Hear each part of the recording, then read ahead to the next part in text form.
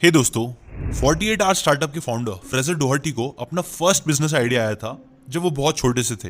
बात ये थी कि उनके घर के सामने एक फार्मर रहता था जो फार्मिंग, कैटल्स को पालना, मुर्गियां पालना, अंडे बेचना और ऐसे कई सारे छोटे छोटे बिजनेस करता था। इन सारी चीजों में से ये जो अंडे वाला बिजनेस था ना, उसने फ्रेजर को बहुत ज्यादा एक्साइट किया। उनके दिमाग में यही चल रहा था कि यार ये वाला बिजनेस अच्छा है, इसमें एफर्ट्स कम लगेंगे, मुर्गियों को सिर्फ खाना खिलाना है और जो वो अंडे देंगे उसे जाके बेचना है। और बस ये था उनका पहला बिजनेस आइडिया, जहां से उनकी एंटरप्रेन्योरशिप की जर्नी स्टार्ट हुई। और जैसे कि अल्बर्ट आइंस्टाइन बोलते हैं, the mind that opens to a new idea never returns to its original size. ये एक छोटे से आइडिया ने फ्रेजर को अपना पहला बिजनेस एस्टैब्लिश करने में काफी मदद की। बिकॉज देखो उसके बाद क्या हुआ कि फ्रेजर अगले दिन ही उस फार्मर के पास गए और उन्होंने बड़ा ही इनोसेंट सा चेहरा बनाते हुए फार्मर से कुछ एग्स फ्री में मांगे। तो ये सुन के फार्मर ने इमीडिएटली एक डब्बे में से कुछ एग्स निकाल के फ्रेजर को बिना पैसे लिए दे दिए। फ्रेजर ने क्या किया कि वो घर गए और उस अंडे को अपने टीवी के ऊपर रख दिया, क्योंकि पहले के टाइम की जो टीवी होती थी ना, स्पेशली उनकी जो टीवी थी वो काफी गर्म हो जाती थी, तो इसलिए उसने उसको वहां रख दिया ना। बहुत सारे अंडों में से सिर्फ 4 अंडे हैच हुए, वो उनके लिए इनफ थे। ऑथर ने उस अंडे में से छोटे छोटे चूजे निकले। उन चूजों का उन्होंने बहुत अच्छे से ख्याल रखना स्टार्ट किया। वो उसे टाइम टू टाइम खाना देते थे और बस कुछ टाइम बाद वो जो हेन्स थे उसमें से कुछ मुर्गियों ने अंडा देना शुरू कर दिया। और फिर फ्रेजर ने उन अंडों को अपने नेबर्स को ही, अपने दोस्तों को बेचना शुरू कर दिया। और जब पहली बार उन्होंने किया, पहली बार जब उनको प्रॉफिट मिला, तब उनके दिमाग में ये मीम चलने लग गया, पैसा ही पैसा होगा। बट फिर एक दिन जब वो घर आए तब उन्हें पता चला कि उनके जो हेन्स थे, मुर्गियां थी, उसे एक फॉक्स ने खा लिया है। और ये सुन के वो बहुत ज्यादा डिप्रेस्ड हो गए। बट वो बोलते हैं ना, एक बार शेर के मुंह में खून लग जाए तो वो और शिकार करने से रुकता नहीं है। उसी तरह ऑथर को भी बिजनेस का चस्का चढ़ गया था। उन्हें समझ में आ गया था कि बिजनेस करके काफी पैसे कमाए जा सकते हैं। इसलिए फिर 8 साल की एज से लेकर 15 साल की एज तक उन्होंने कई सारे छोटे छोटे बिजनेसेस करना स्टार्ट किए। और बस 15 साल की एज में ही उन्होंने एक बिजनेस एस्टैब्लिश किया जिसकी हेल्प से वो मिलियनर बन गए। यस, और जैसे कि आप देख सकते हो, ये सारी चीजों की स्टार्टिंग हुई थी 0 रुपीज से। कोई इन्वेस्टमेंट नहीं लगा था, सिर्फ कुछ लगा था तो वो था आइडिया, मेहनत और टाइम। अभी तक मुझे पता है कि शायद आप लोगों के लिए ये मुर्गी वाला बिजनेस करना इतना शायद प्रैक्टिकल ना हो, बट फिक्र मत करो, आगे मैं आपको बताऊंगा कि आज के टाइम के हिसाब से राइट नाउ जो आपके पास रिसोर्सेज है उसकी हेल्प से कैसे आप 0 रुपीज से बिजनेस करना स्टार्ट कर सकते हो। लेकिन याद रखो, ये आइडियाज इतना इंपॉर्टेंट नहीं है, इंपॉर्टेंट है कुछ लेसन जो फ्रेजर ने खुद फॉलो किए थे और जो आपको भी सीखना चाहिए एक अच्छा बिजनेसमैन, एंटरप्रेन्योर बनने के लिए। और वही लेसन आज मैं आपको 48 आवर स्टार्टअप बुक से, जो फ्रेजर डोहर्टी ने ही लिखी है, उनकी ये बुक से आपको एक एक करके शेयर करूंगा। और ये लेसन को समझने के लिए आपको लेकिन पहले फ्रेजर की थोड़ी स्टोरी को और अच्छे से समझना पड़ेगा। Super jam and millionaire at 15। देखो, ऑथर की स्टोरी पे वापस आए तो आपके दिमाग में ये क्वेश्चन आ रहा होगा शायद कि वो 15 साल की एज में कैसे एक मिलियनर बन गए। तो कहानी कुछ ऐसी है ना कि ऑथर एक दिन अपने ग्रैंड मदर के घर गए थे ना। उनकी जो ग्रैंड मदर थी वो वहां पे जैम बना रही थी।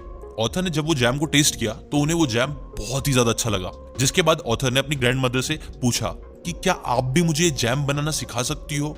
इसके रिस्पॉन्स पर उनकी ग्रैंड मदर ने कहा, हाँ हाँ जरूर, क्यों नहीं ना। उस दिन उन्होंने बहुत मेहनत करके, बहुत ध्यान लगा के ग्रैंड मदर से उस सारी जैम बनाने की रेसिपी को सीख ली।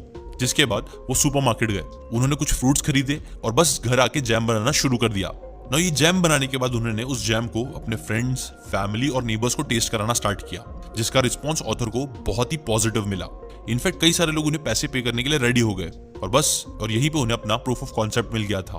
तो फिर क्या था, उन्होंने घर पे ही जैम बनाना शुरू कर दिया।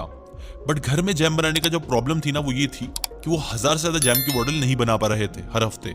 और ये एक चीज उनके बिजनेस को बड़ा बनाने से बहुत रोक रही थी। तब उनके छोटे से दिमाग में आइडिया आया, क्यों ना ये जैम फैक्ट्रीज में मशीन्स के थ्रू मैन्युफैक्चर कराया जाए ना। ये सोचने के बाद उन्होंने अपनी रिसर्च करना स्टार्ट करी कि कैसे फैक्ट्रीज में जैम मैन्युफैक्चर होता है। रिसर्च करते करते उन्हें पता चला कि जो जैम का बिजनेस है ना, वो एक्चुअल में हर साल ज्यादा नहीं बल्कि कम होते जा रहा है, क्योंकि जैम्स में आर्टिफिशियल शुगर होते हैं और लोग हेल्थ कॉन्शियस हो रहे थे। इसलिए फिर अगेन उन्होंने अपना दिमाग दौड़ाया और इस बार उन्होंने ऐसी जैम की रेसिपी बनाने पर फोकस किया जिसके अंदर आर्टिफिशियल शुगर हो ही ना। एक ऐसा जैम जो सिर्फ नेचुरल फ्रूट्स और प्रिजर्वेटिव से बना हो ना। ये चीज सुनने में तो काफी सिंपल लग रही थी, बट जब उन्होंने प्रैक्टिकली इस चीज को करना स्टार्ट किया तो उन्हें काफी प्रॉब्लम्स आना स्टार्ट हुई। 1 ट्रायल, 2 ट्रायल, 3 ट्रायल, कोई भी अच्छा जैम बन ही नहीं रहा था जिसका टेस्ट अच्छा हो। बट फिर फाइनली काफी मेहनत करते करते एक ऐसी रेसिपी बन ही गई जिसके अंदर कोई आर्टिफिशियल शुगर नहीं था, लेकिन जैम उतना ही टेस्टी था जितना शुगर वाला होता था। Scaling and branding. Natural fruit से बने हुए जैम को उन्होंने सुपरमार्केट में अब सेल करना स्टार्ट किया। नो जैसे ये नेचुरल फ्रूट से जैम बन गया था उनका टेस्टी, उसके बाद उन्होंने सोचा कि इसे अब सुपरमार्केट्स में सेल करना चाहिए जहां पे वो ज्यादा से ज्यादा जैम्स को सेल कर सके। इसीलिए फिर वो वेट्रोज नाम की एक सुपरमार्केट थी, वहां पे गए। नो ये जो सुपरमार्केट है ना, वो यूजुअली न्यू प्रोडक्ट्स को अपॉर्चुनिटीज देता है अपना प्रोडक्ट सेल करने के लिए। नो वेट्रोज के सुपरमार्केट के जो ओनर थे, जब ऑथर उनके पास गए तो उन्हें वो नेचुरल जैम टेस्ट में तो काफी अच्छा लगा। उन्हें ये भी बहुत अच्छा लगा कि एक सिर्फ 15 साल का लड़का है जो इतना बड़ा बिजनेस करने की कोशिश कर रहा है। उन्हें ये चीज काफी इंस्पायरिंग लगी, बट सिर्फ ये रीजन बहुत नहीं था उन्हें चांस देने के लिए। इनफैक्ट उन्होंने उसे बताया कि ऑथर के बिजनेस में अभी भी 3 बड़ी कमियां थी जिसकी वजह से उसे चांस नहीं दे सकते। पहला, गुड ब्रांड नेम, दूसरा गुड पैकेजिंग, और तीसरा रिड्यूस द प्राइस।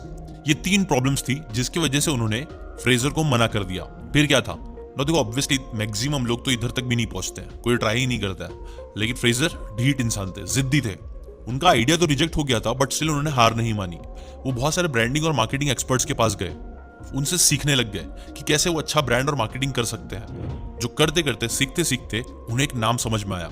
नाम था सुपर जैम, और उस जैम के कंटेनर पे उन्होंने सुपरमैन, बैटमैन, ये सारी चीजों के पिक्चर्स लगाना स्टार्ट किए, क्योंकि वो अपने सुपर जैम को सुपर हीरोज से एसोसिएट करना चाहते थे। ना ये आइडिया के साथ वो कई सारे फैक्ट्रीज में गए ताकि वो अपना सुपर जैम मास में प्रोड्यूस कर सके। बट मोस्टली सारी फैक्ट्री ओनर्स के जो ओनर थे, उन्होंने उनकी इस आइडिया को बचकाना बोल के रिजेक्ट कर दिया। बिकॉज सच बात तो ये थी कि वो एक 15 साल का बच्चा ही था जिसका आइडिया भी थोड़ा सा बच्चा जैसा ही था, जिसने ऑथर का ये ऑर्डर एक्सेप्ट कर लिया। ना ये ऑर्डर मिलने के बाद 15 साल के फ्रेजर को बहुत खुशी हुई।